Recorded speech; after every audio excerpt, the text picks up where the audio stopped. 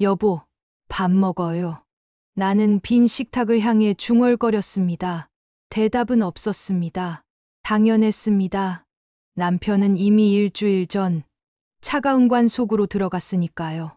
장례를 치르고 나니 집은 더 넓어진 것 같았고 시계 초침 소리만 유난히 크게 들렸습니다. 설거지를 하다 문득 창밖을 바라봤을 때 아파트 단지 놀이터에서 아이를 부르는 엄마의 목소리가 들려왔습니다. 민준아, 집에 가자. 그 목소리는 밝고 힘이 있었습니다. 나를 부르는 사람은 이제 아무도 없구나. 그 생각이 들자 손에 쥔 그릇이 물속으로 미끄러졌습니다. 장례식장에서 마지막 인사를 나누던 준호의 얼굴이 떠올랐습니다. 아들은 내 어깨를 감싸며 이제 아빠 걱정 안 해도 되니 편히 쉬라고 했습니다. 많이 힘들었을 거라고, 이제 좀 쉬라고. 그 말이 위로가 될 줄 알았는데 이상하게도 가슴 한쪽이 먹먹했습니다. 쉬라고? 나는 쉬고 싶어서 평생을 산 게 아니었습니다. 그저 가족이 필요로 할 때 거기 있고 싶었을 뿐이었습니다. 하지만 이제 그것조차 필요 없다는 걸까요? 정말이지 내가 왜 이렇게 외로운지 모르겠습니다. 아들은 잘 크고 며느리도 착한 사람이고 남편도 나름 성실하게 살다 갔는데 그런데 왜 이 텅 빈 집에서 혼자 숟가락을 들고 있으면 눈물이 날 것 같은 걸까요? 사흘 뒤 준호가 수진이와 함께 집에 들렀습니다. 며느리는 반찬통을 여러 개 들고 왔고 조심스러운 미소를 지으며 냉장고에 하나씩 넣었습니다. 전자레인지에 데우기만 하면 된다고 드시기 편하게 소분해 놨다고 말했습니다. 고맙다고 했습니다. 하지만 내가 아직 밥은 할 수 있다는 말은 끝까지 삼켰습니다. 며느리의 눈빛에서 묘한 조심스러움이 느껴졌습니다. 마치 다칠까봐 조심스럽게 다루는 도자기를 대하듯 나를 바라보고 있었습니다. 준호는 거실을 둘러보며 정리할 거 있으면 말하라고 했습니다. 아버지 물건들도 천천히 하면 되지만 필요하면 도와주겠다고. 나는 아직은 그냥 그대로 두고 싶다고 괜찮다고만 했습니다. 남편의 안경이 거실 탁자 위에 그대로 놓여 있었습니다. 렌즈에 먼지가 살짝 앉아 있었지만 치울 수가 없었습니다.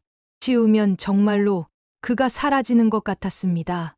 내 마음도 모르고 아들은 그저 내가 슬퍼할까봐 조심스러워하고 있을 뿐이었습니다. 아들 내외가 돌아간 후 집은 다시 고요해졌습니다. 냉장고에 가득 찬 반찬들을 보며 나는 한숨을 내쉬었습니다. 고마운 마음과 함께 이상한 서운함이 함께 밀려왔습니다. 내가 이제 밥도 제대로 못 차릴 사람이 된 걸까? 며느리 눈에 나는 이제 혼자서는 안 되는 늙은 여자로 보이는 걸까? 그런 생각을 하니 가슴이 답답했습니다. 저녁 때가 되어 반찬통 하나를 꺼내 데웠습니다. 김치찌개였습니다. 맛은 좋았지만 내가 끓인 것이 아니라는 게 마음에 걸렸습니다. 혼자 먹는 밥상은 이렇게 쓸쓸할 수가 없었습니다. 숟가락을 들었다 놓았다 하다가 결국 반도 못 먹고 일어났습니다. 입맛이 없었습니다. 아니, 정확히는 혼자 먹는 밥이 너무 허전했습니다. 그날 밤 잠이 오지 않아 서랍장을 뒤적이다 낡은 일기장을 발견했습니다. 가죽 표지가 군데군데 벗겨진 30년도 더 된 일기장이었습니다. 손때가 묻은 표지를 쓰다듬으며 나는 잠시 망설였습니다. 펼쳐볼까 말까 한참을 그대로 들고 있다가 천천히 첫 장을 넘겼습니다. 빛바랜 글씨들이 눈에 들어왔습니다. 1994년 3월 17일. 오늘 그 사람이 또 늦게 들어왔다. 술 냄새가 진동했다. 무슨 일이 있냐고 물었지만 아무 말도 안 했다. 나는 불안하다. 뭔가 잘못되고 있는 것 같은데 나한테는 아무 말도 안 한다. 심장이 쿵 하고 내려앉는 것 같았습니다. 이 일기장 속에는 내가 애써 잊으려 했던, 아니 잊은 척했던 모든 것들이 고스란히 담겨 있었습니다. 남편의 사업 실패, 숨겨진 빚, 그리고 그것을 알면서도 모른 척 살아야 했던 나의 외로움과 분노, 손이 떨렸습니다. 나는 더 이상 읽을 수가 없어서 일기장을 덮었습니다. 그러곤 그것을 다시 서랍 깊숙이 밀어 넣었습니다. 아니, 밀어 넣으려 했습니다. 하지만 손이 멈춰 섰습니다. 왜일까요? 덮어두고 살았던 것들이 이제 와서 자꾸만 고개를 드는 것 같았습니다. 남편이 죽고 나니 그가 살아있을 때는 꾹꾹 눌러 담아두었던 감정들이 통제할 수 없이 올라왔습니다. 나는 그때 정말 괜찮았던 걸까? 아니면 그저 괜찮은 척했던 걸까? 며칠이 지났습니다. 준호는 일주일에 한 번씩 전화를 했습니다. 건강은 괜찮냐고, 약은 잘 챙겨 먹냐고 물었습니다. 나는 잘 먹고 있다고, 걱정 말라고 대답했습니다. 혹시 심심하면 경로당 한번 나가보라고도 했습니다. 아는 분들도 계실 거라고, 나는 그래야겠다고, 고맙다고만 했습니다. 전화를 끊고 나면 입맛이 씁쓸했습니다. 내 아들은 나를 걱정하고 있었지만 정작 내 마음은 묻지 않았습니다. 내가 무엇을 원하는지, 어떻게 살고 싶은지, 아니, 어쩌면 나 자신도 몰랐는지 모릅니다. 평생을 누군가의 엄마, 누군가의 아내로만 살아왔으니까요. 나는 어디에도 없었습니다. 어느 날 우편함에서 전단지 하나를 발견했습니다. 주민센터에서 배포한 것이었습니다. 50 여성을 위한 글쓰기 모임. 당신의 이야기를 들려주세요.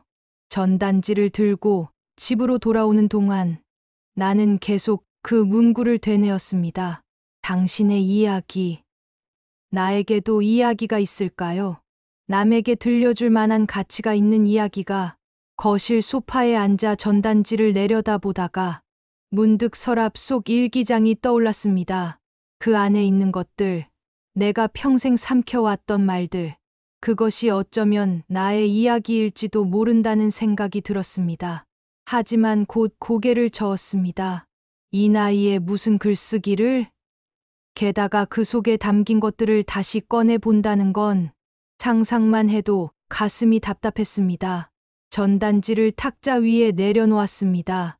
하지만 시선은 자꾸만 그쪽으로 향했습니다. 당신의 이야기를 들려주세요. 이제 나를 불러줄 사람은 없지만 어쩌면 내 이야기를 들어줄 사람은 있을지도 모른다는 작은 희망 같은 것이 가슴 한구석에서 꿈틀거렸습니다. 나는 그날 밤 잠들기 전까지 그 전단지를 바라보았습니다. 손에 잡히지도 않는 희망 같은 것을 붙들고 싶었습니다. 하지만 동시에 그것이 두려웠습니다. 평생을 가족을 위해 살았는데 이제 와서 나를 위한 뭔가를 한다는 게 과연 괜찮은 걸까? 그런 자격이 나한테 있는 걸까? 일요일 아침 초인종이 울렸습니다. 준호와 수진이 그리고 손녀 지우까지 함께 왔습니다.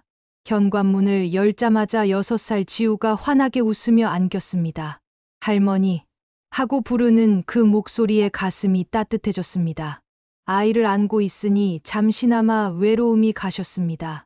하지만 동시에 이 아이도 점점 나를 잊어갈 거라는 생각에 마음 한구석이 서늘해졌습니다. 한 달에 한 번 보는 할머니가 무슨 의미가 있을까요? 아이의 기억 속에서 나는 점점 희미해질 겁니다. 준호가 과일 박스를 들고 들어오며 요즘 어떻게 지내냐고, 많이 심심하지 않냐고 물었습니다. 나는 괜찮다고, TV도 보고 그러고 있다고 대답했습니다. 혼자 있는데 불편한 건 없냐고, 자주 못 와서 미안하다고 했습니다. 말끝을 흐리는 아들의 얼굴에 미안함이 어려 있었습니다. 나는 괜찮다고, 걱정 말라고 손을 저었습니다. 하지만 정작 내 입에서 나온 말은 조금 달랐습니다. 바쁜 거 아는데 뭐, 너희도 일하고 애 키우느라 힘들잖니? 라고. 왜 이렇게 말했을까요? 사실은 외로웠습니다. 매일 저녁 혼자 밥을 먹고 아무도 없는 집에서 잠들 때면 세상에 홀로 남겨진 기분이었습니다. 하지만 그 말을 입 밖으로 꺼낼 수가 없었습니다. 내가 외롭다고 말하면 그들은 부담스러워할 테니까요. 수진이가 부엌으로 들어와 냉장고를 열어보았습니다. 지난번 가져다 준 반찬들이 그대로 있었습니다. 며느리가 이거 안 드셨냐고 상할 텐데 하고 조심스럽게 물었습니다. 아, 그게 양이 많아서 조금씩 먹고 있다고 대답했습니다. 거짓말이었습니다. 사실은 입맛이 없어서 거의 손을 대지 못했습니다. 혼자 먹는 밥은 그저 배를 채우는 일일 뿐 맛이 나지 않았습니다. 며느리는 그럼 이번엔 좀 덜 가져오겠다고, 드시기 편한 걸로 하겠다고 했습니다. 나는 아니라고, 고맙다고, 내가 얼마나 바쁜데 나 때문에 하고 말했습니다. 수진이는 아니라고, 자기가 해드리고 싶어서 하는 거라고 했습니다. 며느리의 말투는 부드러웠지만 그녀의 눈빛은 어딘가 피곤해 보였습니다. 나는 알고 있었습니다. 며느리도 직장 생활을 하면서 아이를 키우느라 녹초가 되어 있다는 것을, 그런 며느리에게 시어머니는 또 하나의 부담일 뿐이라는 것을. 정말이지, 나는 이 집에서도 아들네 집에서도 어디에도 편하게 있을 곳이 없는 사람이 되어버렸습니다. 짐. 그래. 나는 짐이 된 겁니다. 점심 식사를 함께 했습니다. 수진이가 가져온 치킨을 지우가 신나게 먹는 모습을 보며 나는 억지로 미소를 지었습니다. 준호가 경로당은 안 나가냐고 물었습니다. 나는 아직은 그냥 집에 있고 싶다고 대답했습니다. 사람들 만나는 게 좋지 않겠냐고, 집에만 있으면 우울해질 것 같다고 아들이 말했습니다. 나는 숟가락을 내려놓았습니다. 아들의 말이 틀린 건 아니었습니다. 하지만 경로당에 가서 무엇을 하라는 걸까요? 잘 알지도 못하는 사람들과 고스톱을 치고 시시콜콜한 이야기나 하라는 걸까요? 생각해 보겠다고, 아직은 좀 이르다고 했습니다. 준호는 편한 대로 하라고 했지만 너무 오래 집에만 있으면 건강에도 안 좋다고 덧붙였습니다. 아들의 목소리에 걱정이 배어 있었습니다. 하지만 그 걱정이 나를 더욱 답답하게 만들었습니다. 아들은 나를 걱정하는 게 아니라 혼자 지내는 늙은 엄마가 우울증에 걸릴까봐 불안해하는 게 아닐까요? 그렇게 생각하니 가슴이 먹먹했습니다. 내 마음이 어떤지는 아무도 모릅니다. 궁금해하지도 않습니다. 식사 후 수진이가 설거지를 하는 동안 나는 지우와 함께 거실에서 놀았습니다. 아이가 색연필로 그림을 그리는 모습을 보며 나는 문득 준호가 어렸을 때가 떠올랐습니다. 그때는 이렇게 외롭지 않았는데, 아이를 키우는 게 힘들었지만 그래도 내가 필요한 사람이었으니까요. 그때 수진이가 부엌에서 나오며 혹시 자기네 집 근처로 이사 올 생각은 없냐고 조심스럽게 물었습니다. 나는 깜짝 놀라 며느리를 쳐다봤습니다. 수진이는 미소를 지었지만 그 미소는 어딘가 어색했습니다. 혼자 계시니까 가까이 계시면 자주 볼 수 있고 덜 외로우실 것 같다고 했습니다. 아, 그래? 고맙구나. 그런데 난 여기가 익숙해서 하고 대답했습니다. 며느리는 금방 말을 돌렸습니다. 아, 네. 당연히 편하신 대로 하시라고. 그냥 제안해 본 거라고. 하지만 나는 그 제안의 이면을 읽을 수 있었습니다. 준호 부부는 걱정되는 거였습니다. 혼자 사는 시어머니가 무슨 일이라도 생기면 어떡하나 관리하기 힘들까봐. 아, 나는 이제 관리해야 할 대상이 된 걸까요? 내 삶이 아니라 그들이 책임져야 할 문제가 된 걸까요? 그들이 돌아간 후 집은 더욱 조용해졌습니다. 아까 지우가 그린 그림이 탁자 위에 놓여 있었습니다. 형형색색의 꽃과 집, 그리고 막대기처럼 그려진 사람들. 나는 그 그림을 오래 바라보다가 문득 서랍을 열었습니다. 그 일기장이 또다시 눈에 들어왔습니다. 펼쳐볼까 말까 망설이다가 이번에는 용기를 내어 중간 부분을 펼쳤습니다. 1995년 8월 3일. 오늘 은행에서 전화가 왔다. 당신 명의로 된 빚이 있다고. 나는 아무것도 몰랐다. 당신은 왜 나한테 말하지 않았을까? 우리가 부부가 아닌가? 나는 화가 났지만 준호 앞에서는 아무렇지 않은 척했다. 아이가 아빠를 실망하면 안 되니까. 글씨가 흐릿했습니다. 눈물 자국이 있었습니다. 30년 전에 내가 흘린 눈물이었습니다. 나는 천천히 책장을 넘겼습니다. 1996년 1월 12일. 당신은 여전히 아무 말도 안 한다. 나는 모른 척하며 산다. 이게 부부인가? 나는 외롭다. 정말 외롭다. 1997년 5월 20일. 준호가 중학교에 입학했다. 당신은 그날도 술을 마시고 늦게 들어왔다. 나는 혼자 아들의 교복을 다림질했다. 이 아이만은 행복하게 키우고 싶다. 가슴이 조여왔습니다. 그때의 나는 이렇게 외로웠구나. 이렇게 아팠구나. 하지만 아무에게도 말하지 못했구나. 아니, 말하지 못한 게 아니었습니다. 말하면 안 된다고 생각했던 겁니다. 그게 엄마의 역할이라고, 아내의 의무라고 믿었던 겁니다. 그날 밤, 잠자리에 누워서도 일기장의 글귀들이 머릿속을 떠나지 않았습니다. 왜 나는 그때 아무 말도 하지 않았을까? 왜 남편에게, 아들에게, 누구에게도 내 마음을 드러내지 못했을까? 아니, 드러내지 못한 게 아니라 드러내면 안 된다고 생각했던 겁니다. 엄마는, 아내는 항상 강해야 한다고, 가족을 위해 참아야 한다고. 그렇게 참고 살다 보니 정작 나는 누구인지 알 수가 없어졌습니다. 머릿맛 시계가 자정을 가리켰습니다. 나는 불을 끄고 눈을 감았습니다. 하지만 잠은 오지 않았습니다. 어둠 속에서 문득 며칠 전 본 전단지가 떠올랐습니다. 당신의 이야기를 들려주세요. 나에게도 이야기가 있었습니다. 아무에게도 하지 못했던 삼켜버린 이야기들이.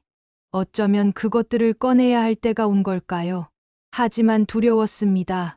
그 문을 열면 그 안에서 무엇이 쏟아져 나올지 알 수 없었으니까요.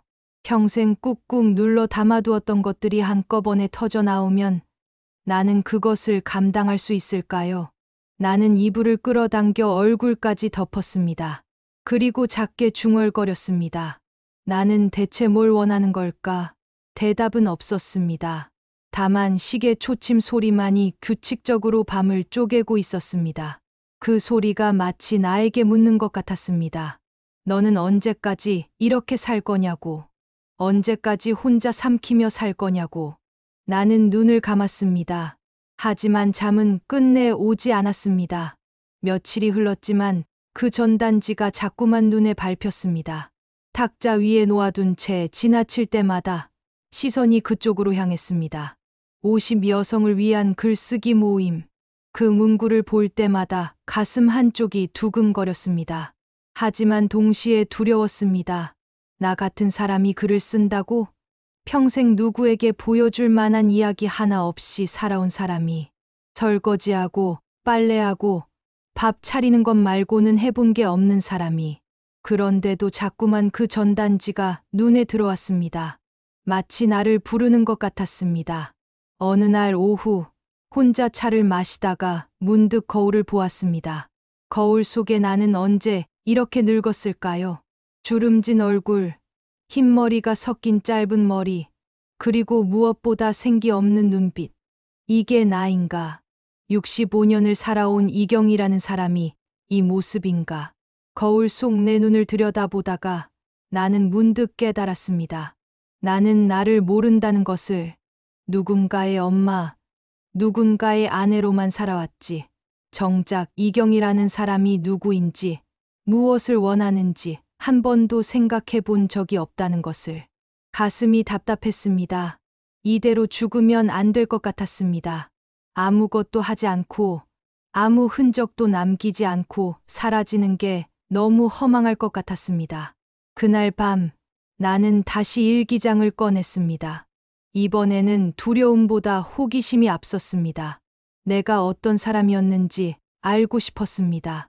잊어버린, 아니 잊으려 했던 그때의 나를 만나고 싶었습니다. 책장을 넘기며 읽어 내려갔습니다. 1998년 7월 8일. 오늘 준호가 전교 1등을 했다. 너무 기뻤다. 당신에게 자랑하려고 했는데 당신은 또 어디론가 나가버렸다. 혼자 아들을 안고 울었다. 기쁨의 눈물인지 슬픔의 눈물인지 나도 모르겠다. 2000년 3월 15일 빚이 더 늘었다는 걸 알았다.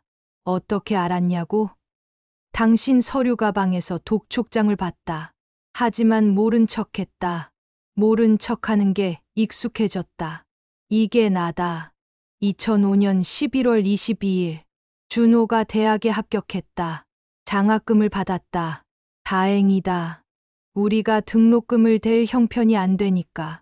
아들은 아무것도 모른다. 그게 다행이다. 아이만은 행복하게 해주고 싶다. 눈물이 흘러내렸습니다. 그때의 나는 이렇게 힘들었구나. 이렇게 외로웠구나. 하지만 아무에게도 말하지 못했구나. 왜 말하지 못했을까? 왜 혼자 견뎠을까? 아니, 알고 있었습니다. 말하면 가족이 무너질까봐, 아들이 상처받을까봐, 그래서 나 혼자 모든 걸 삼켰던 겁니다. 다음 날 아침, 나는 결심했습니다.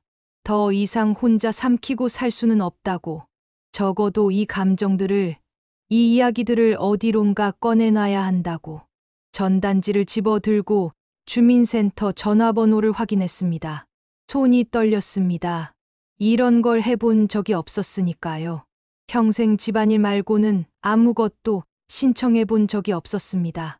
전화기를 들었다 놓았다 하기를 몇 번, 마침내 번호를 눌렀습니다. 신호음이 울리는 동안 심장이 쿵쾅거렸습니다.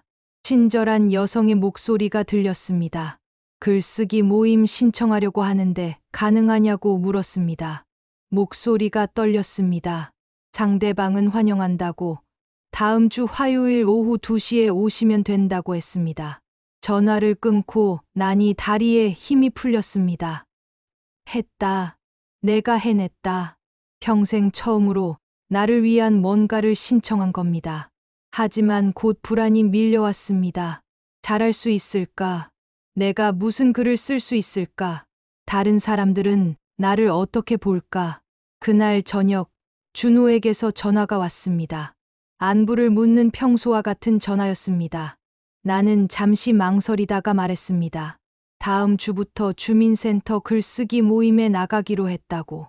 전화 너머로 잠시 침묵이 흘렀습니다. 그러더니 아들이 말했습니다. 그게 뭐냐고, 엄마가 글쓰기를 왜 하시냐고. 그 말투에는 의외함과 함께 약간의 걱정이 섞여 있었습니다. 나는 그냥 심심해서 사람들도 만날 겸 해서라고 대답했습니다. 준호는 그렇게 하는 것도 좋다고, 그런데 너무 무리하지는 말라고 했습니다. 무리하지 말라는 게 무슨 뜻일까요? 내가 뭔가를 하는 게 무리라는 걸까요? 나이 들어서 새로운 걸 시작하는 게 무리라는 걸까요? 전화를 끊고 나니 서운했습니다. 아들은 내가 뭔가를 시작하는 게 아니라 그냥 경로당에서 시간이나 때우길 바라는 것 같았습니다. 엄마는 그저 안전하게 조용히 늙어가면 되는 거라고 생각하는 것 같았습니다. 하지만 나는 그렇게 살고 싶지 않았습니다. 이제는 화요일이 다가왔습니다. 그날 아침부터 긴장되어 아무것도 먹을 수가 없었습니다. 옷장을 열었다 닫았다 하며 무엇을 입어야 할지 고민했습니다. 결국 깔끔한 블라우스에 검정 바지를 골랐습니다. 거울 앞에 서서 머리를 매만지며 나는 내 모습을 다시 보았습니다. 늙었지만 그래도 아직 살아 있습니다. 아직 뭔가를 할 수 있습니다. 주민센터로 가는 길, 발걸음이 무겁기도 하고 가볍기도 했습니다. 두렵기도 하고 설레기도 했습니다. 이런 감정은 정말 오랜만이었습니다. 언제 이런 기분을 느껴봤을까? 준호를 임신했을 때? 아니, 그때보다 더 이전, 결혼하기 전 소녀였을 때? 주민센터 2층 작은 강의실 앞에 도착했을 때 나는 잠시 멈춰 섰습니다. 문 안에서 사람들의 웃음소리가 들렸습니다. 손을 들어 문을 두드렸다가 다시 내렸습니다. 정말 들어가도 될까? 나 같은 사람이 여기 있어도 될까? 하지만 나는 알고 있었습니다. 지금 돌아서면 다시는 기회가 오지 않을 거라는 것을, 평생 후회하며 살게 될 거라는 것을. 나는 깊게 숨을 들이쉬고 문을 열었습니다. 강의실 안에는 6명 정도의 여성들이 둥그렇게 앉아 있었습니다. 모두 나와 비슷한 나이대였습니다. 한 분이 환하게 웃으며 손짓했습니다. 여기 앉으라고. 나는 조심스럽게 빈자리에 앉았습니다. 심장이 빠르게 뛰었습니다. 선생님이라는 분이 자기소개를 해보자고 제안했습니다. 한 분 한 분 자신의 이야기를 꺼내놓기 시작했습니다. 남편과 사별한 분, 자식들과 멀리 떨어져 사는 분, 평생 남편 뒷바라지만 하다가 이제야 자신을 위해 뭔가를 해보고 싶다는 분. 그들의 이야기가 낯설지 않았습니다. 마치 내 이야기를 듣는 것 같았습니다. 내 차례가 왔을 때 나는 떨리는 목소리로 말했습니다. 이경이라고, 남편과 사별하고 혼자 살고 있다고, 글을 써본 적은 없지만 뭔가 남기고 싶어서 왔다고. 말하는 동안 눈물이 날 것 같았습니다. 하지만 참았습니다. 그들은 고개를 끄덕이며 이해한다는 표정을 지었습니다. 누군가 내 손을 살짝 잡아주었습니다. 그 순간 나는 깨달았습니다. 여기서는 나를 누군가의 엄마가 아니라 이경이라는 한 사람으로 봐준다는 것을.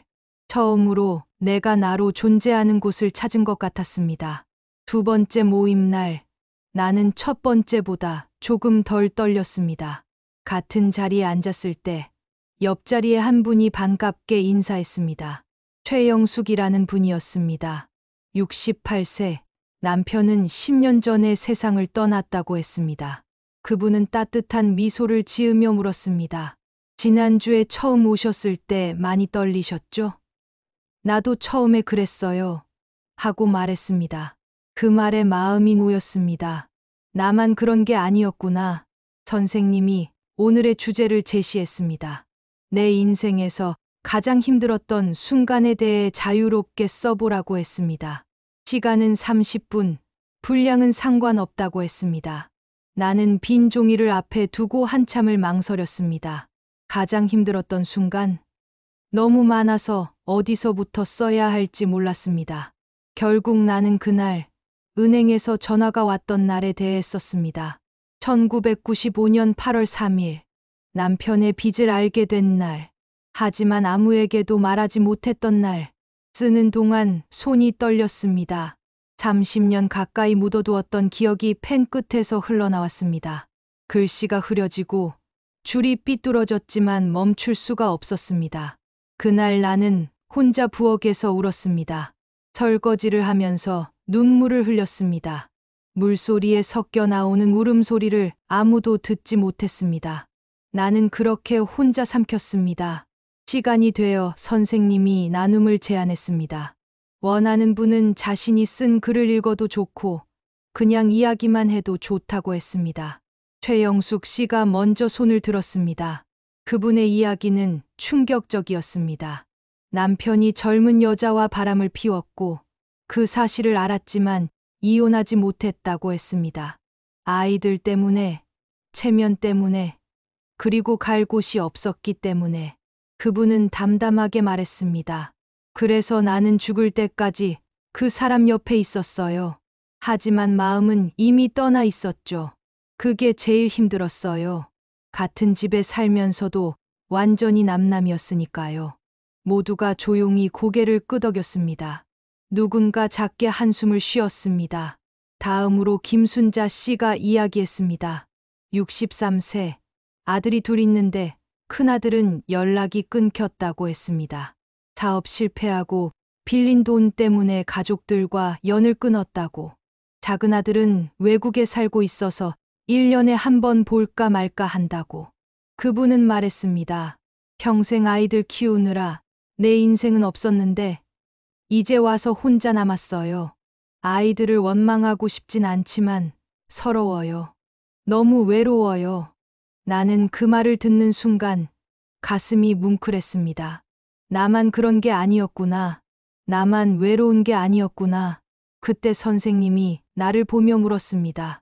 이경희 씨는 어떠세요? 나누고 싶은 이야기가 있으신가요? 나는 잠시 망설였습니다. 하지만 그들의 솔직한 이야기를 들으니 나도 말하고 싶어졌습니다. 평생 혼자 삼켰던 것들을 이제는 꺼내놓고 싶었습니다. 나는 천천히 입을 열었습니다. 남편이 사업 실패로 큰 빚을 졌던 이야기, 그것을 알았지만 아무에게도 말하지 못했던 이야기, 아들 앞에서는 아무렇지 않은 척 연기했던 이야기. 말하는 동안 목소리가 떨렸습니다. 하지만 멈추지 않았습니다. 처음으로 누군가에게 진짜 내 이야기를 하고 있었습니다. 그분들은 조용히 들어주었습니다. 중간에 눈물을 닦는 분도 있었습니다. 내가 말을 마쳤을 때 최영숙 씨가 내 손을 잡았습니다. 많이 힘드셨겠어요? 하고 말했습니다. 혼자 견디느라 정말 많이 힘드셨겠어요. 그 말에 눈물이 쏟아질 것 같았습니다. 하지만 이상하게도 마음은 한결 가벼웠습니다. 모임이 끝나고 우리는 근처 카페로 자리를 옮겼습니다. 4명이 함께 차를 마시며 이야기를 나눴습니다. 모임에서 하지 못했던 더 깊은 이야기들이 오갔습니다. 박미경 씨는 61세, 며느리와의 갈등으로 힘들어했습니다. 손주를 보고 싶지만 며느리 눈치를 봐야 하고 아들은 중간에서 어쩔 줄 모르고 자신은 점점 집안에서 투명 인간이 되어가는 것 같다고 했습니다. 정말이지. 그 말이 내 이야기 같았습니다. 나도 아들네 집에 가면 항상 눈치를 봅니다. 며느리에게 부담 주지 않으려고, 아들에게 걱정 끼치지 않으려고. 이정희 씨는 70세였습니다. 남편은 살아있지만 치매로 요양원에 계신다고 했습니다. 일주일에 한 번 면회를 가는데 남편은 자기를 알아보지 못한다고 했습니다. 50년을 함께 산 사람이 나를 몰라봐요 하는 그분의 목소리에는 깊은 슬픔이 배어 있었습니다. 그분은 말했습니다. 그래서 여기 왔어요. 나라는 사람이 사라지기 전에 뭔가 흔적을 남기고 싶어서요. 내 이야기를 글로 남기고 싶어서요. 우리는 그렇게 2시간 넘게 이야기를 나눴습니다. 각자의 상처를, 외로움을, 그리고 그럼에도 살아가는 이유를 나눴습니다. 집으로 돌아오는 길, 나는 이상하게 발걸음이 가벼웠습니다. 오랜만에 마음이 따뜻했습니다. 혼자가 아니라는 생각이 들었습니다. 내 이야기가 특별한 게 아니었구나. 많은 여자들이 비슷한 아픔을 안고 살아가고 있었구나. 그리고 그들은 나를 이해해 주었습니다. 판단하지 않고, 비난하지 않고, 그저 들어주었습니다. 그게 얼마나 큰 위로인지 그들은 알고 있었습니다. 왜냐하면 그들도 평생 누군가에게 들어주길 원했던 사람들이니까요. 그날 밤, 나는 오랜만에 편안하게 잠들었습니다. 꿈을 꾸었습니다. 넓은 들판에서 여자들이 모여 앉아 이야기를 나누는 꿈이었습니다. 웃기도 하고, 울기도 하고, 서로를 안아주기도 하는 꿈. 꿈에서 깨어났을 때 베개의 싯이 축축했습니다. 자면서 울었던 모양입니다. 하지만 이상하게도 기분은 좋았습니다. 뭔가 오랫동안 막혀있던 것이 뚫린 것 같았습니다. 나는 일기장을 꺼내 오늘의 일을 적었습니다. 30년 만에 쓰는 새로운 일기였습니다. 2024년 10월 15일. 오늘 나는 나의 이야기를 했습니다. 그리고 다른 사람들의 이야기를 들었습니다. 우리는 모두 비슷했습니다. 평생을 참고 살았고, 외로웠고, 그래도 살아왔습니다. 나는 더 이상 혼자가 아닙니다. 글씨가 떨렸지만 마음은 단단했습니다. 다음 모임 날 선생님이 숙제를 내주었습니다.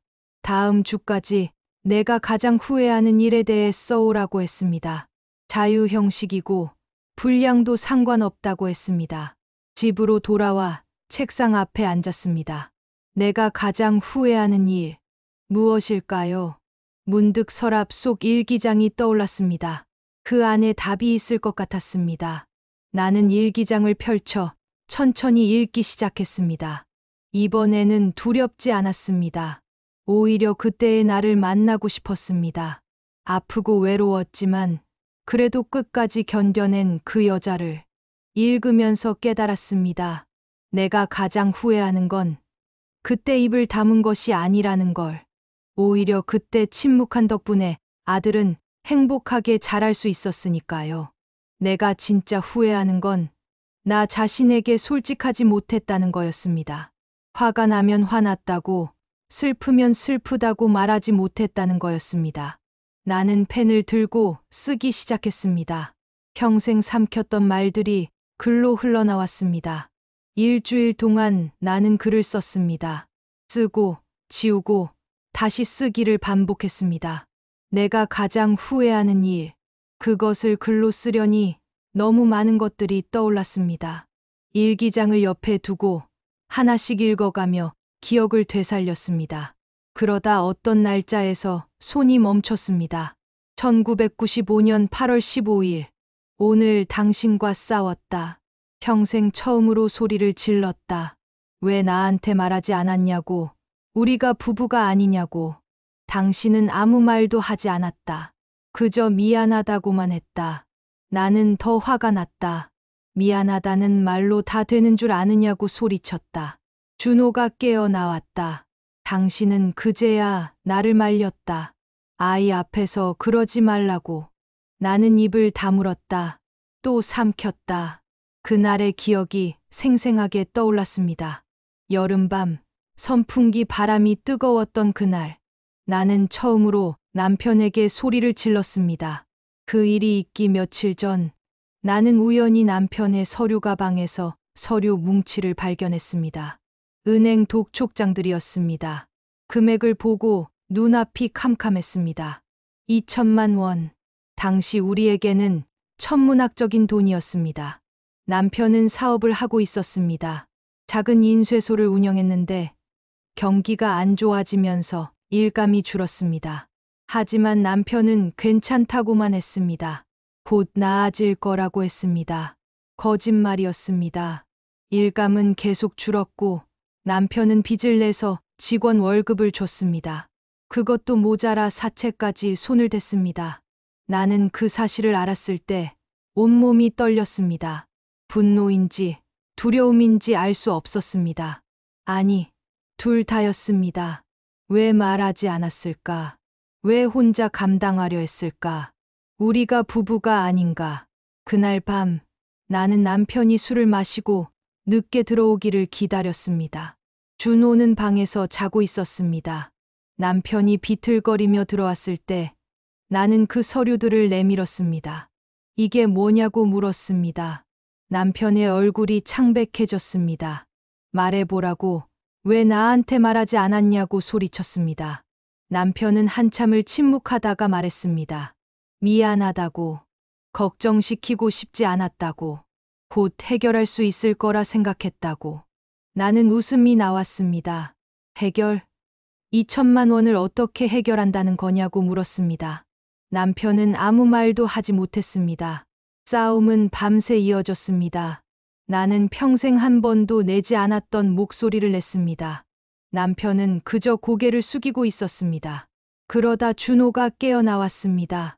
엄마, 아빠, 왜 싸워요?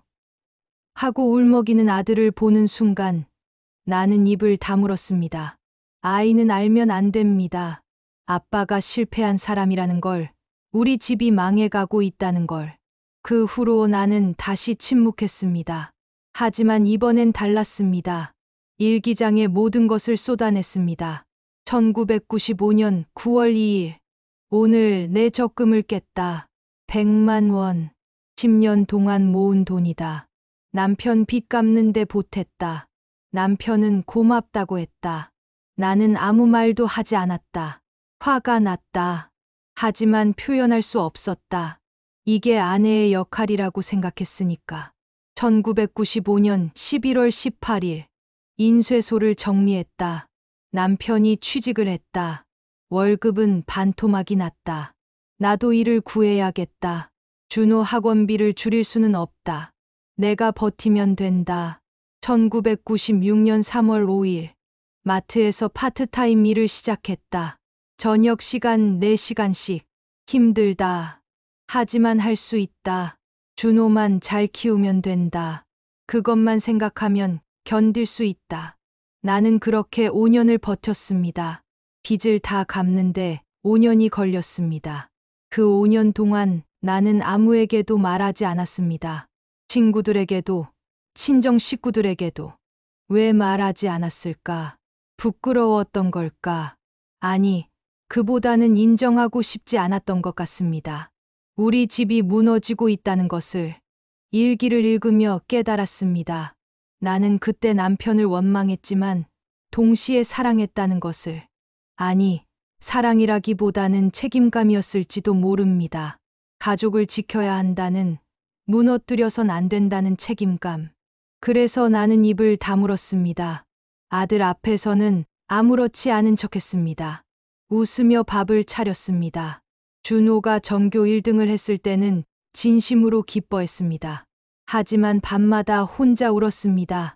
베개를 눈에 대고 소리 없이 울었습니다. 아무도 모르게. 2000년 5월 22일. 드디어 빚을 다 갚았다. 5년이 걸렸다. 남편이 고맙다고, 미안하다고 했다. 나는 그래, 이제 됐다고 말했다. 하지만 마음속에서는 뭔가 꺾여버린 것 같았다. 당신에 대한 믿음이 깨진 건지, 나 자신에 대한 믿음이 깨진 건지 모르겠다. 그 후로 우리 부부 관계는 달라졌습니다. 표면적으로는 평범한 부부였습니다. 싸우지도 않았고 큰 문제도 없었습니다. 하지만 깊은 곳에서는 무언가 끊어져 있었습니다. 나는 더 이상 남편에게 마음을 열지 않았습니다. 그저 함께 사는 사람, 아이의 아버지로만 대했습니다. 남편도 그것을 알았을 겁니다. 하지만 아무 말도 하지 않았습니다. 우리는 그렇게 25년을 더 살았습니다. 글을 쓰며 눈물이 났습니다. 이 모든 것을 글로 쓴다는 게 두렵기도 했지만 동시에 시원했습니다. 평생 혼자 품고 있던 비밀을 드디어 꺼내놓는 기분이었습니다. 나는 글을 다듬었습니다. 어떤 부분은 더 자세히 쓰고 어떤 부분은 줄였습니다. 마지막 문장을 쓸 때는 손이 떨렸습니다. 나는 그때 남편을 용서했지만 정작 나 자신은 용서하지 못했습니다. 왜 입을 다물었는지, 왜 나의 고통을 숨겼는지. 그것이 가장 큰 후회입니다. 글을 다 쓰고 난이 탈진한 것 같았습니다. 하지만 동시에 무언가 내려놓은 기분이었습니다. 모임날, 나는 떨리는 마음으로 글을 발표했습니다. 읽는 동안 목소리가 떨렸지만 끝까지 읽었습니다. 다 읽고 고개를 들었을 때 모두가 눈물을 닦고 있었습니다. 최영숙 씨가 와서 나를 안아주었습니다. 많이 힘드셨겠어요? 하고 속삭였습니다. 선생님이 말했습니다. 이경희 씨, 용기 내주셔서 감사합니다. 이건 단순한 글이 아니라 한 여자의 삶 그 자체입니다. 귀한 이야기를 나눠주셨습니다. 그 말에 가슴이 뭉클했습니다. 내 이야기가 귀한 것이었구나. 숨기고 부끄러워할 게 아니라 당당히 말할 수 있는 것이었구나. 모임이 끝나고 집으로 돌아오는 길, 나는 이상하게 발걸음이 가벼웠습니다. 짐을 내려놓은 기분이었습니다. 하지만 동시에 불안했습니다. 이 글을, 이 이야기를 준호가 알게 되면 어떻게 될까? 아들은 아버지를 존경하며 자랐습니다. 그 기억이 무너지면 어떻게 될까? 나는 그 생각을 애써 밀어냈습니다.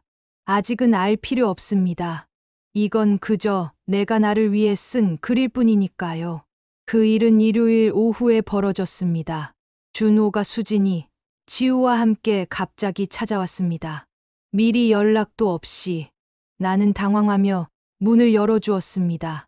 무슨 일이냐고 물으니 아들은 그냥 왔다고, 엄마 얼굴 보고 싶어서 왔다고 했습니다. 하지만 아들의 표정이 평소와 달랐습니다. 뭔가 굳어 있었습니다. 나는 불안했지만 차를 내오며 괜찮은 척했습니다. 수진이가 지우를 데리고 놀이터에 간 사이 준호는 거실을 둘러보더니 갑자기 물었습니다. 엄마, 아빠 물건들 정리 좀 하려고 하는데 어디 있어요? 안방 옷장에 있다고 대답했습니다. 아들은 혼자 안방으로 들어갔습니다. 그때 나는 깨달았습니다. 서랍, 일기장이 있는 서랍을 열면 안 되는데 나는 급히 안방으로 갔습니다. 하지만 이미 늦었습니다. 준호는 서랍을 열어놓고 손에 그 일기장을 들고 있었습니다. 엄마, 이게 뭐예요? 하고 물었습니다. 나는 가슴이 철렁 내려앉았습니다. 아무것도 아니라고, 그건 내 일기장이라고, 보면 안 된다고 말했습니다. 하지만 아들의 표정을 보니 이미 읽은 것 같았습니다. 준호의 손이 떨리고 있었습니다. 얼굴이 창백했습니다. 엄마, 이게 무슨 말이에요? 아빠가 빚이 있었다고? 사업이 망했다고? 저는 아무것도 몰랐는데 나는 아무 말도 할 수 없었습니다. 목이 막혔습니다. 준호는 일기장을 펼쳐 읽기 시작했습니다. 내가 말리려 했지만 아들은 비켜섰습니다. 계속 읽었습니다. 1장, 2장, 3장. 그의 얼굴이 점점 굳어갔습니다. 읽으면 안 됩니다. 그 안에는 내가 평생 숨겨온 모든 것들이 있습니다. 남편에 대한 원망, 분노, 그리고 실망. 준호가 일기장을 덮었습니다. 그리고 나를 똑바로 쳐다봤습니다. 그 눈빛에는 충격과 배신감이 가득했습니다. 엄마는 아빠를 이렇게 생각했어요? 아빠가 그렇게 무능한 사람이었어요? 아니라고, 그게 아니라고 말하려 했지만 말이 나오지 않았습니다. 준호의 목소리가 높아졌습니다. 엄마는 우리한테 평생 거짓말한 거잖아요. 아빠가 훌륭한 사람인 척, 우리 가족이 행복한 척, 다 거짓말이었잖아요. 나는 그제야 입을 열었습니다. 거짓말이 아니었다고, 너를 지키려고 그랬다고 말했습니다. 내가 아빠를 실망하지 않게 행복하게 자랄 수 있게 하려고 했다고. 하지만 준호는 고개를 저었습니다. 지키려고요? 저를요? 아니에요. 엄마. 엄마는 자신을 지킨 거예요. 진실을 말할 용기가 없었던 거예요. 그 말이 가슴에 꽂혔습니다. 아들의 말이 틀렸다고 할 수 없었습니다.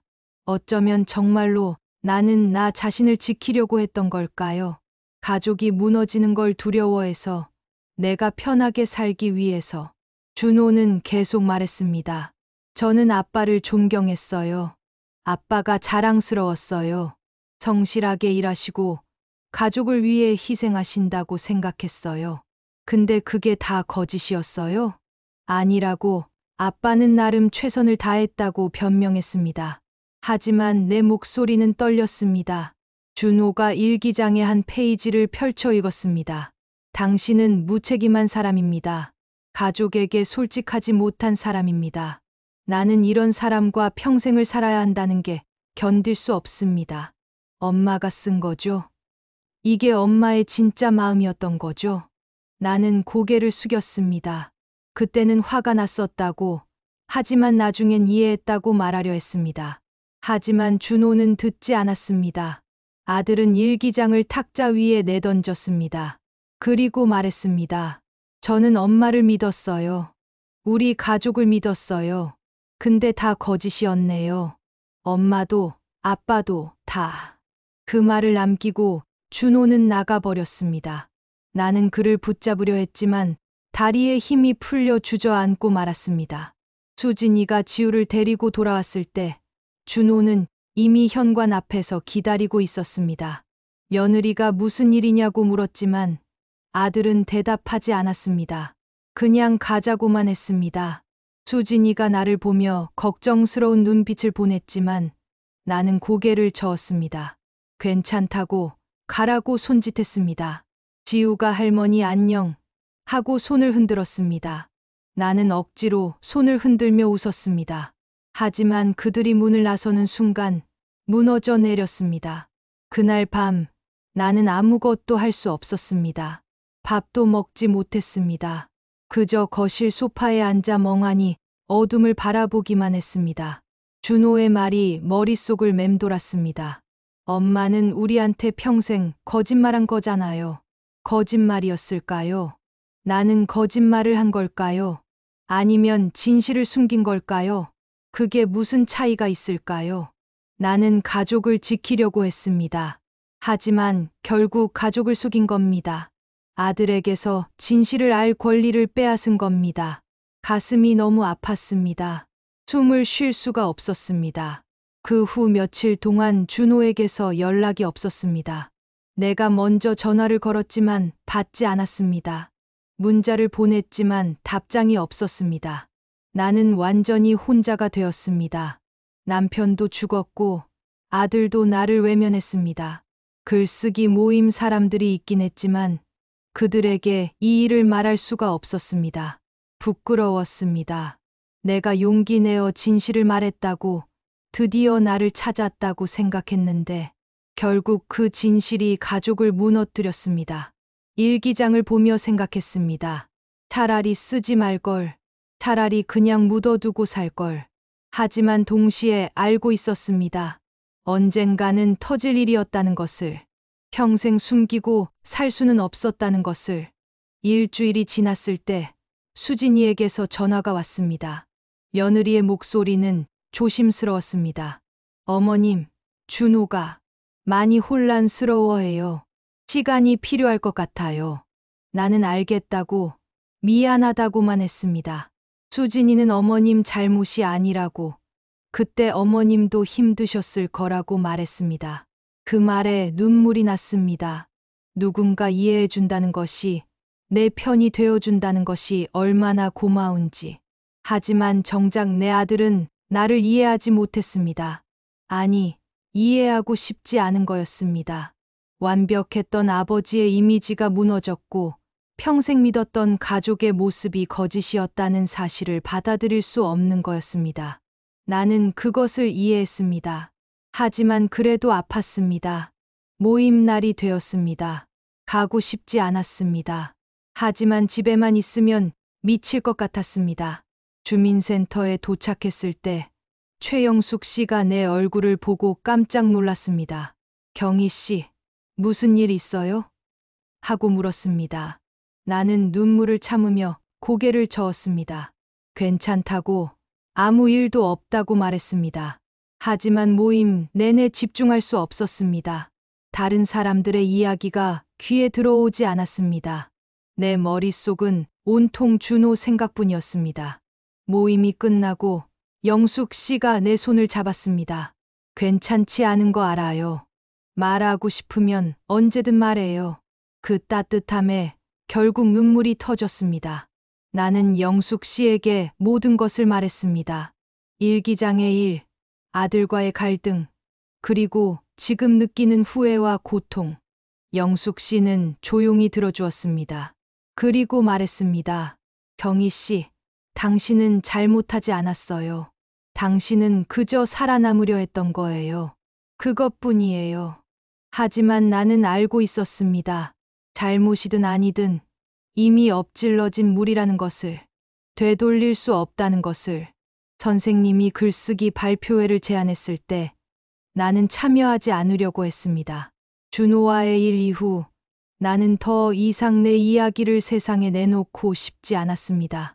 진실을 말하는 게 무슨 의미가 있을까요? 결국 사람들에게 상처만 주는데. 하지만 영숙 씨가 말했습니다. 경희 씨, 지금 포기하면 안 돼요. 당신의 이야기는 들려줘야 해요. 당신처럼 살아온 수많은 여자들을 위해서라도. 그 말이 마음에 걸렸습니다. 나처럼 살아온 여자들, 평생을 참고, 삼키고, 침묵하며 살아온 여자들. 그들에게 내 이야기가 조금이라도 위로가 될 수 있을까요? 며칠을 고민한 끝에 나는 참여하기로 결심했습니다. 잃을 게 더 이상 없었습니다. 이미 아들과의 관계는 무너졌고 나는 완전히 혼자였습니다. 그렇다면 적어도 내 이야기만큼은 떳떳하게 말하고 싶었습니다. 발표회는 한 달 뒤로 정해졌습니다. 주민센터 강당에서 열리고 가족들도 초대할 수 있다고 했습니다. 나는 준호에게 연락했습니다. 문자로만 보냈습니다. 전화를 받지 않을 게 뻔했으니까요. 준호야, 엄마가 글쓰기 발표회를 해. 다음 주 토요일 오후 2시 주민센터에서. 와도 되고 안 와도 돼. 하지만 엄마는 내가 왔으면 좋겠어. 읽음 표시는 떴지만 답장은 없었습니다. 나는 기대하지 않기로 했습니다. 아들이 오지 않더라도 나는 이 이야기를 할 겁니다. 한 달 동안 나는 글을 다듬었습니다. 쓰고 또 쓰고 다시 읽고 고쳤습니다. 처음에는 남편의 빚 이야기만 쓰려고 했습니다. 하지만 쓰다 보니 더 많은 것들이 나왔습니다. 어린 시절 억압적이었던 아버지 이야기, 결혼 전 꿈꿨던 것들, 임신했을 때의 두려움과 기쁨, 아이를 키우며 잃어버린 나 자신, 그리고 늙어가는 지금의 외로움. 모든 것이 연결되어 있었습니다. 내 인생 전체가 하나의 이야기였습니다. 참고 견디며 살아온 한 여자의 이야기. 글을 쓰며 많이 울었습니다. 하지만 이상하게도 마음은 점점 가벼워졌습니다. 오랫동안 가슴 속에 묻어두었던 것들을 꺼내놓으니 숨통이 트이는 기분이었습니다. 발표회 전날 밤, 나는 잠을 이룰 수 없었습니다. 떨렸습니다. 두려웠습니다. 내일이면 내 이야기가 세상에 나갑니다. 사람들이 듣습니다. 판단합니다. 하지만 동시에 해야 한다는 확신이 있었습니다. 이것은 나를 위한 일이었습니다. 누구를 위해서도 아닌 오직 나를 위한, 평생 처음으로 나 자신을 위해 하는 일이었습니다. 발표회 당일 주민센터 강당에는 생각보다 많은 사람들이 모였습니다.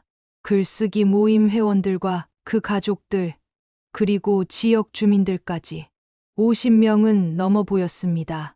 나는 무대 뒤에서 떨리는 손을 꼭 쥐었습니다. 원고를 몇 번이고 다시 읽었습니다. 하지만 머릿속은 하얗게 비었습니다. 영숙 씨가 다가와 내 어깨를 두드렸습니다. 잘할 거예요. 그냥 당신의 이야기를 하면 돼요. 있는 그대로. 나는 고개를 끄덕였습니다. 있는 그대로. 그래, 있는 그대로의 나를 보여주면 됩니다. 내 차례가 되었습니다. 사회자가 내 이름을 불렀습니다. 이경희 씨, 삼켜버린 시간들이라는 제목의 글을 낭독하시겠습니다. 나는 떨리는 다리로 무대에 올라갔습니다. 객석을 바라봤을 때 심장이 멎는 줄 알았습니다. 준호가 와 있었습니다. 뒷좌석 구석에 수진이와 함께 아들과 눈이 마주쳤습니다. 준호의 얼굴은 여전히 굳어 있었습니다. 하지만 왔습니다. 그것만으로도 충분했습니다. 나는 깊게 숨을 들이쉬고 원고를 펼쳤습니다. 그리고 읽기 시작했습니다. 저는 이경희입니다. 올해 65세입니다. 평범한 여자로 살아왔습니다. 누군가의 딸로, 누군가의 아내로, 누군가의 엄마로. 목소리가 떨렸지만 계속했습니다. 하지만 정작 저 자신이 누구인지는 몰랐습니다. 평생을 다른 사람들을 위해 살았고 제 감정은 늘 맨 마지막이었습니다. 객석이 조용했습니다. 모두가 집중해서 듣고 있었습니다. 나는 남편의 빚 이야기를 했습니다. 그것을 알았을 때의 충격과 분노, 하지만 아들을 위해 침묵할 수밖에 없었던 이유, 5년 동안 빚을 갚으며 겪었던 고통, 그리고 그 과정에서 잃어버린 나 자신. 저는 화가 났습니다. 남편에게도, 세상에게도, 그리고 무엇보다 저 자신에게. 왜 말하지 못했을까? 왜 입을 다물었을까? 왜 나의 고통을 숨겼을까? 눈물이 흘러내렸습니다. 하지만 멈추지 않았습니다. 하지만 이제는 압니다. 그것이 제가 살아남는 방법이었다는 것을. 완벽하지 않았지만 그것이 제가 할 수 있는 최선이었다는 것을. 글을 읽는 동안 객석에서 작게 흐느끼는 소리가 들렸습니다. 누군가 눈물을 닦는 모습이 보였습니다. 나는 마지막 부분을 읽었습니다. 저는 이제 압니다. 제 인생이 실패가 아니었다는 것을. 비록 많은 것을 잃었고 많은 것을 후회하지만 그래도 저는 살아남았습니다. 그리고 이제 저의 이야기를 말합니다. 이것은 저만의 이야기가 아닙니다. 수많은 여자들의 이야기입니다. 참고, 삼키고, 침묵하며 살아온 여자들의 이야기입니다. 우리는 더 이상 침묵하지 않을 것입니다. 우리의 이야기를 말할 것입니다. 당당하게, 떳떳하게. 마지막 문장을 읽고 고개를 들었을 때 객석에서 박수가 터져 나왔습니다. 작게 시작된 박수가 점점 커졌습니다. 사람들이 일어섰습니다. 나는 눈물을 닦으며 준호를 찾았습니다. 아들은 여전히 앉아 있었습니다. 하지만 그의 눈가도 젖어 있었습니다. 발표가 끝나고 무대에서 내려왔을 때 많은 사람들이 다가와 인사했습니다. 용기 내주셔서 감사하다고, 자신의 이야기 같다고, 위로가 되었다고. 한 젊은 여성이 다가와 말했습니다. 저는 시어머님과 갈등이 많아요. 하지만 오늘 이야기를 듣고 생각했어요. 시어머님도 한때는 저 같은 며느리였을 거라고. 그분도 참고 견디며 살아오셨을 거라고. 그 말에 가슴이 뭉클했습니다. 내 이야기가 누군가에게 이해의 다리가 되었다는 것이.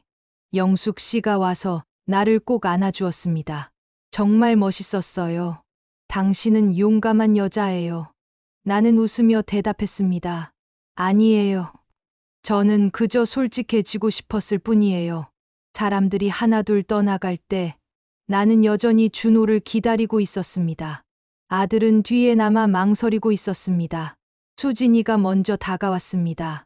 며느리는 눈물을 닦으며 말했습니다. 어머님, 정말 대단하세요. 저도 몰랐어요. 어머님이 그렇게 힘드셨는지. 나는 며느리의 손을 잡았습니다. 미안해, 수진아. 너한테도 힘든 시어머니였을 거야.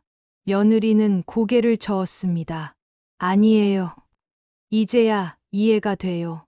어머님이 왜 그렇게 조심스러우셨는지, 왜 항상 눈치를 보셨는지. 그때 준호가 천천히 다가왔습니다. 아들의 얼굴은 복잡했습니다. 화난 것 같기도, 슬픈 것 같기도 했습니다. 엄마, 준호가 입을 열었습니다. 목소리가 떨렸습니다. 저는 아직도 이해가 안 돼요. 왜 말하지 않으셨는지. 하지만 오늘 엄마 이야기를 들으니까 조금은 알 것 같아요. 그때 엄마가 얼마나 힘드셨을지. 나는 아무 말도 하지 않았습니다. 그저 아들을 바라보기만 했습니다. 준호가 계속 말했습니다. 저는 아빠를 완벽한 사람이라고 생각했어요. 하지만 아빠도 그냥 사람이었네요. 실수도 하고 약한 모습도 있는. 그리고 엄마도 그냥 사람이었고요. 아들의 눈에서 눈물이 흘러내렸습니다. 미안해요, 엄마. 제가 너무 화만 냈어요. 엄마 입장은 생각하지 못했어요. 나는 그제야 아들을 안았습니다.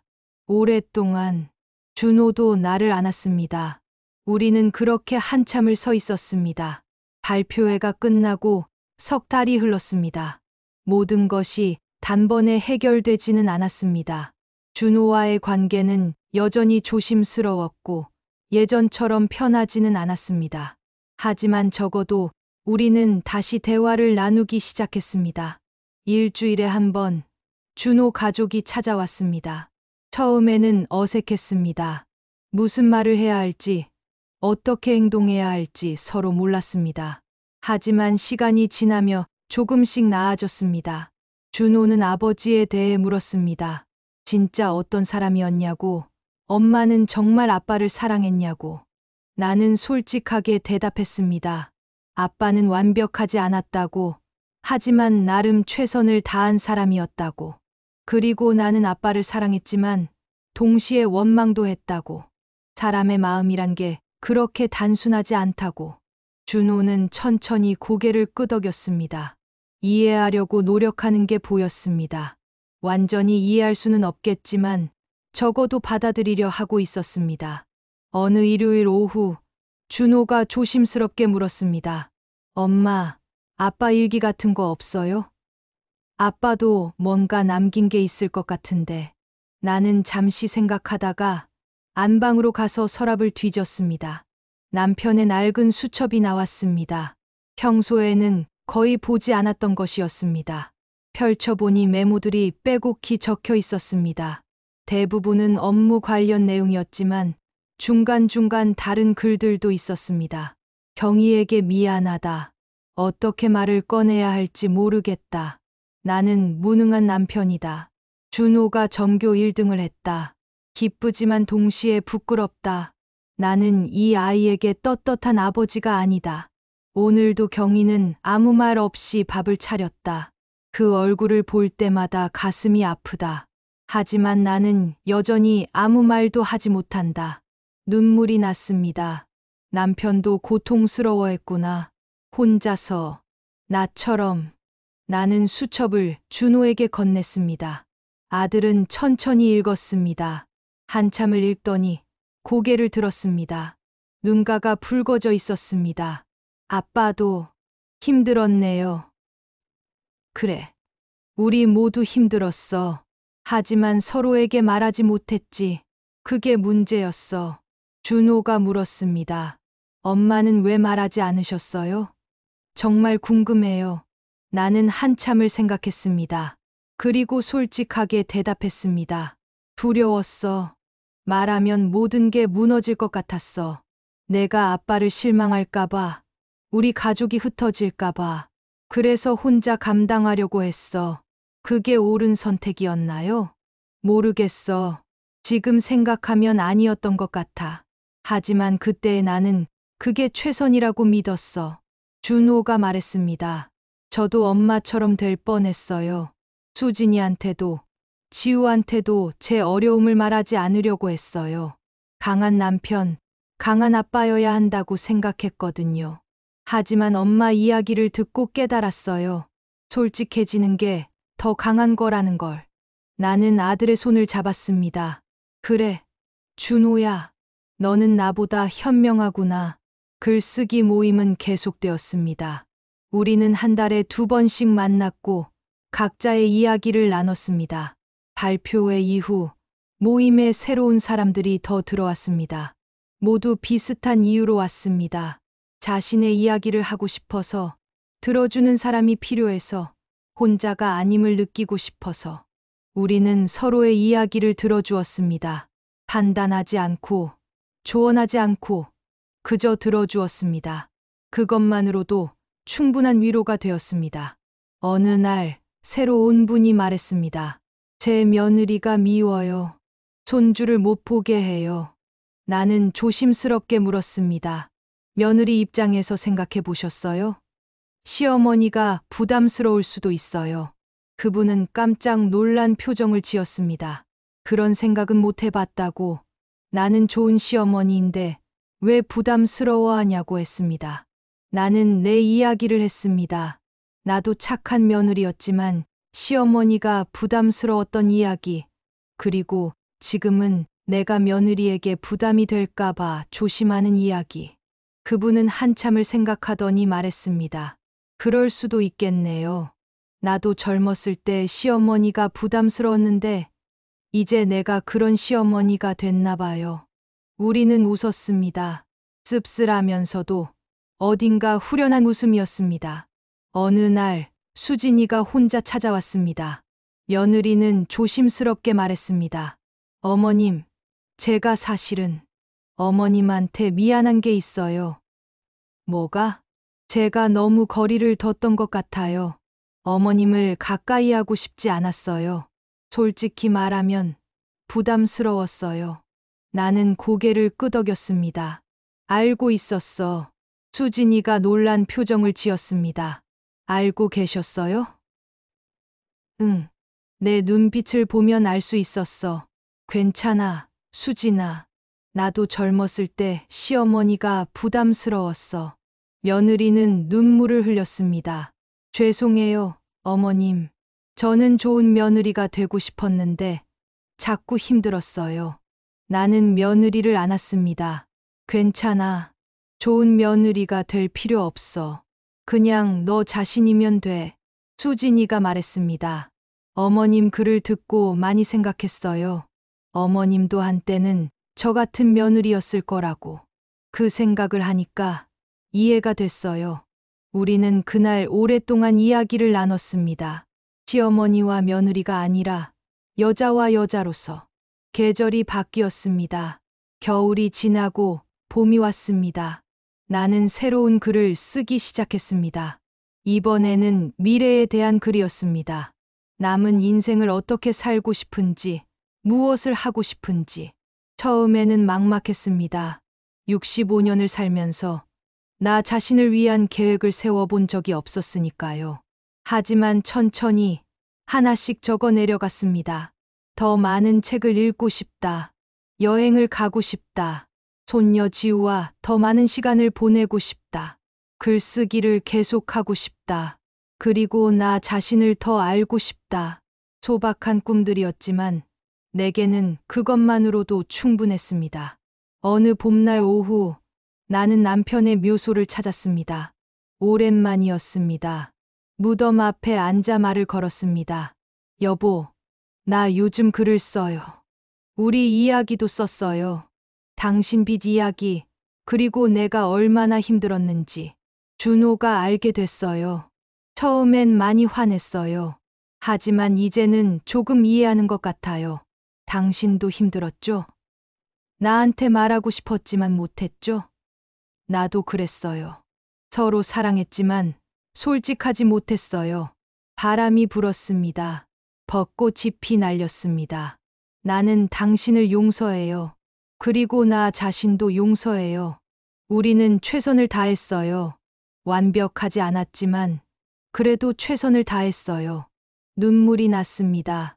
하지만 슬픈 눈물은 아니었습니다.